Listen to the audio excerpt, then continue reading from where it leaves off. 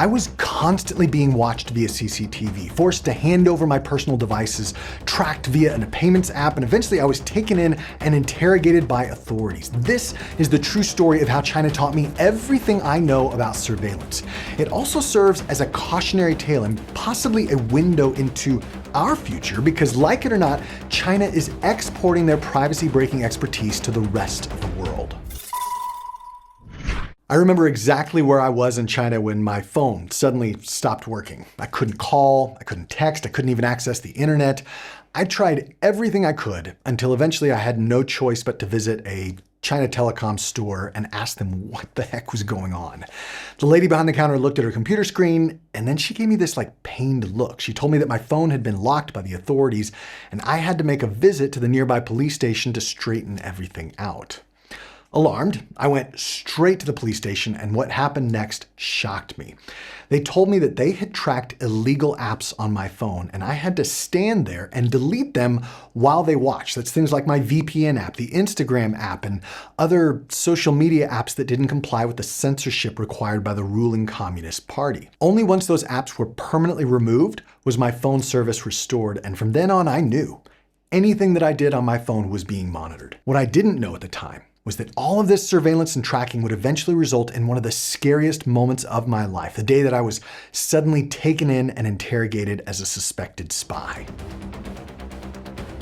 Most people know All Things Secured is the place that offers helpful tips and tutorials on privacy and security, but I haven't spent much time explaining why this channel exists in the first place. In the Western world, we look at countries like North Korea, China, Iran, and others that have extreme surveillance and information restriction, and it just feels so distant. But how would your life be different if that kind of government control existed where you live? Or let me rephrase that. What if that kind of government control already exists where you live, but your country isn't as open and in your face about it as China is? I lived in China for almost 10 years, and honestly, I loved it. I wasn't a tourist. I spoke Mandarin, I had a job, but I lived in Xinjiang, the far western region of China where they tested and perfected all of the newest surveillance technology. This is the place that made the news for deadly riots back in 2009. I was there for that, and became the focus of Beijing's crackdown on dissent. I had a front row seat to witness what a government can really do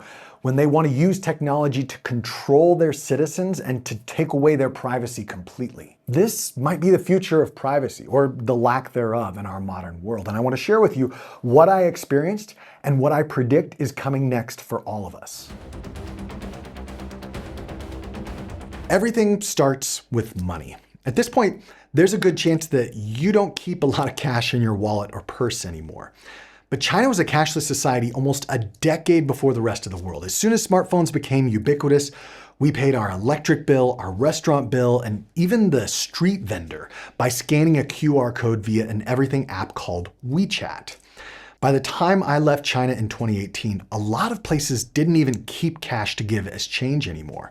And I'm not talking about big cities like Beijing or Shanghai. I mean, mom and pop shops in rural villages in Western China wouldn't accept my cash. And it was no secret that the government kept an eye on all of the transactions that were happening. I don't know how closely they monitored this data, but I do know that when I was eventually interrogated by their intelligence service, they knew exactly where I had been and traveled, based not on GPS data from my phone, at least I don't think so, but on what I had bought and where I had bought it. And if that feels far-fetched for any Western countries, keep in mind that at least in the United States, banks are required to report any transaction exceeding $10,000 or anything they believe to be illegal or suspicious, regardless of the amount. The government might not yet have carte blanche access to your spending history, but we're not as far away from that as you might think. Keep an eye on how your government regulates upcoming digital currencies. These are going to be pivotal changes. In China, QR codes were used for more than just making purchases. Things got so bad in Xinjiang, the region where I lived, I'm talking citywide riots and knife attacks that might not have even made the news where you live, such that even owning a meat cleaver or a knife required registration. In some places, this meant that your knife was laser engraved with a QR code that was connected to your ID number. And this is how authorities could keep track of who owned anything that could be used as a weapon. For us as foreigners, they literally installed a QR code on the inside of our apartment. And about every week or so, they would come in to check on us, for our safety, of course. And they had to scan that QR code to verify that they had been inside and looked around. No warrant, no probable cause. They could just come in and look around and check on whatever they wanted. And no, this wasn't just for foreigners. They did this to their own citizens as well, at least in that particular region. One thing I've noticed is that personal space, that space where you're allowed privacy and at least some level of control, is slowly shrinking all over the world. This is where when people say to me, I don't have to worry about privacy, I have nothing to hide, I get concerned. It's like a slowly shrinking island. You don't have to worry about whether you know how to swim until there's nothing left to do but swim, and by then, it's too late. In these examples, it's clear that that knife is being tracked or that my apartment was monitored. But most of us don't realize just how extensively we are being tracked online. I'm talking about our location data, social media profiles, browsing history, etc. In many cases, we're voluntarily trading our privacy for convenience, our personal data for enhanced product features. And I know it's hard because these features and that convenience are so nice, but often we make that trade without even counting the cost. And when authorities bring all of that data together and decide that they don't like the pattern that's emerging, they act on it. And that's exactly why I was taken in by police and interrogated. And I'll tell you that story in just a moment. But first, we need to recognize that this transaction between privacy and convenience isn't always a fair trade. A couple of months ago, I went through a loan application process for a new investment property in the US, and I had to provide my contact and financial information.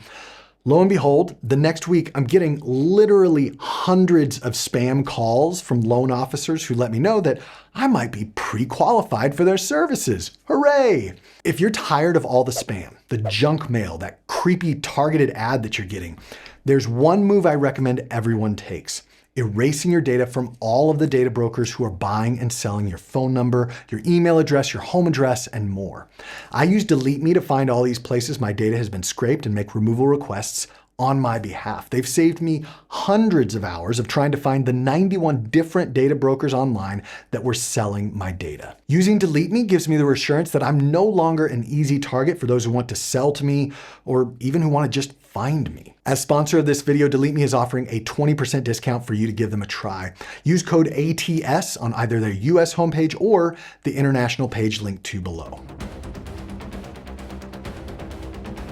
In one local police station in China, I saw an entire wall displaying camera feeds from all over the neighborhood with facial tracking and timestamps. It was a sobering reminder that not only was my personal privacy non-existent, but so was my public privacy, if such a thing ever did exist. Now, I'm not naive to think that I should expect any privacy in public spaces, but China was on a different level, at least when I lived there. Following those major riots in 2009, there were these buildings that started popping up almost every few hundred meters or so in our region that what we referred to as police substations. I'm not sure what the local name for them was. The idea was that with such monitoring and manpower, they were trained to respond to any incident within 60 seconds. A fight in the street? No need to wait for someone to call 911. They were already on their way. A robbery in the supermarket?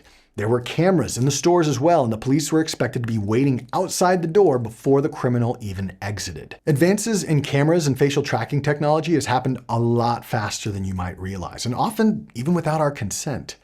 As a US citizen, I've applied for the Global Entry Program, which allows me to skip the customs lines when I cross the US border, and the application required a background check and fingerprinting. But earlier this year, when I flew in for a conference, I was surprised when I went through that global entry line and I didn't even have to show my card, scan my fingerprints, or even hand over my passport. My face was scanned and a green light let me know that I was free to pass through customs. I never sat for a facial scan. I don't remember authorizing the use of those biometrics, but this is the reality. We can mask our phone number, our credit card, our email, but it's pretty hard to change your fingerprint or the structure of your face. And I don't know if you've noticed, but most Western countries now have cameras in public places, like everywhere. If you have any expectation of public privacy, you're in for a rude awakening. Now, it's always going to be sold to us as for our safety, and it definitely feels like justice whenever it happens to expose a cheating tech CEO, but when the camera starts pointing at you, it's not nearly as fun. The invasion of privacy in this part of China was so in your face. Many times when my family was taking a city bus back home, we would see this table on the sidewalk next to the bus stop manned by a couple of uniformed agents. Everybody, including us, knew to take out our phones, unlock it, and hand it over. The agents would then plug into our device. It's unclear whether something was being uploaded, downloaded, or both, and then we would go on our way. We were told that our phones were being scanned for extremist material or other things that would jeopardize public safety, but there was never a published list of exactly what they were looking for. Eventually, citizens in this part of China were forced to download an app that would replace these tables on the side of the road. The IGOP has an app that's used by police and government officials to track extraordinary amounts of personal information about individuals, ranging from their religious habits to their blood type. And before you cry foul, just know that right now you already have apps on your phone that are tracking a lot more data than you realize. LinkedIn wants to track your GPS. I even caught my Spider Solitaire app sending data to other websites. Unless you start using an open source mobile device and privacy first apps, and I've got a video where I'm going to explain how this is possible, it's clear that China is no longer a pioneer in device tracking. This is happening everywhere, and all of this added up to the scariest experience in my life so far. In April of 2018, I was taken from my apartment in China, stripped of my passport, all my devices, and I was interrogated for 17 days. The authorities were accusing me of being a spy. They threatened me with 10 years in prison, and they questioned my friends, my contacts, and my wife. During the course of the interrogation, a thick folder sat on the desk. Listen, I know this sounds like a TV show or some kind of fictional story, but I promise you, this was real.